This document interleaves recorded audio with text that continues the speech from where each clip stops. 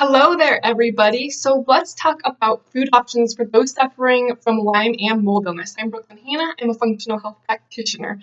I know this may seem like basic information, but what you eat is so important when it comes to healing and reducing symptoms. Many people with Lyme and mold illness are sensitive to multiple foods, which makes it really difficult to get nutrients. Because we have all these different sensitivities, diets really need to be highly individualized. You have to really be in tune with your body and recognize the foods that you tolerate best. A lot of it is trial and error because we can have, histamine sensitivities, salicylate sensitivities, nightshade sensitivities, and much more. However, I do believe there are certain foods that everyone with Lyme and mold illness should consider avoiding. Moldy foods is one of those categories of food, including all aged cheese, alcoholic beverages, dried fruits, canned juices and vegetables, sour cream, buttermilk, vinegar, leftovers, especially if they're older than 24 hours, foods with yeast, processed meats, including ham, bacon, hot dog, sausage, fermented foods, including soy, some nuts, including peanuts, pecans, cashews, and walnuts. Some other foods that people can tolerate and some people can include chocolate, coffee, and grains. Those foods can also contain mycotoxins. Then it's also important to avoid inflammatory types of foods, and one of these is gluten. Gluten leads to leaky gut in everybody. Your immune system can create antibodies after it's consumed for up to 6 months. Even a tiny bit of gluten can cause this reaction.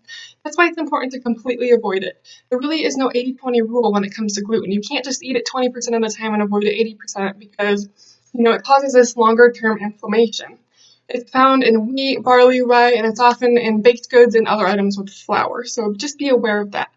Dairy is also highly inflammatory and it's best avoided with Lyme and mold illness. Many people lack the enzyme lactase, which is needed to digest dairy. It also contains a protein called casein, which is very hard for humans to digest and it causes a lot of digestive problems. Sugar is also best avoided because it's highly addictive and toxic. It really just feeds pathogens such as Lyme, Candida fungus, parasites. 100 grams of sugar can fuck the immune system by 50% for up to 5 hours. So it's very important to avoid also. Vegetable oils and unhealthy fats are best avoided because they are made from very unnatural processes. Vegetable oils are heated to extremely high temperatures. They're usually GMO, genetically modified, and they oxidize easily, creating inflammation. So enough about what you can eat. Let's talk about what you can eat. I know it's very frustrating cutting out all of your favorite foods, but it's important to focus on all the things you get to eat and be thankful for those. So low-carb vegetables are great if you have Lyme and mold illness. These include vegetables such as broccoli, cauliflower, Brussels sprouts, celery, asparagus, onion, peppers, and much more. They are full of vitamins and nutrients. But try to get as many colors of the rainbow as possible each day out of those vegetables. High-quality meats are great to add to your food plan. For example, grass-fed beef, organic chicken, turkey, lamb, wild-caught seafood. All those are great options.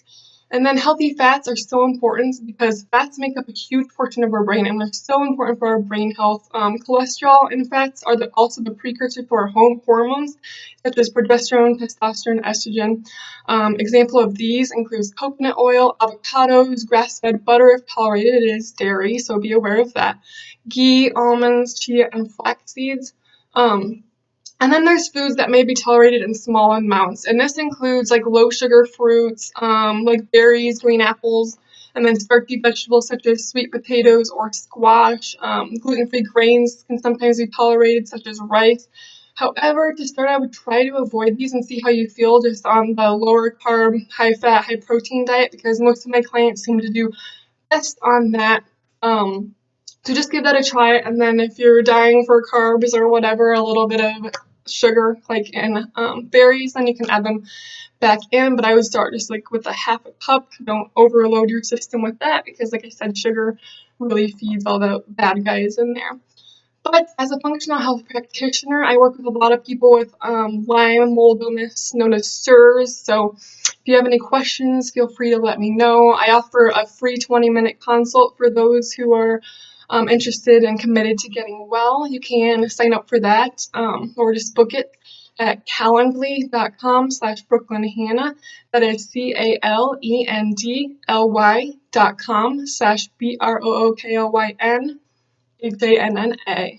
And also pretty soon here, April 23rd, I am doing a detox if you guys are interested in that. This will be this lower carb, higher fat, and higher protein type diet that I'll be doing for 7 days, and you'll get shopping list, meal plan for this, and like a 30-page detoxification guide along with this. So if you're interested, just let me know. And yeah, that's about all I have for you. So everybody have a great day. And just so you know, this is for educational purposes only. I do not diagnose or treat disease. So I am just trying to spread the word and educate people. Thank you. Have a great day, you all.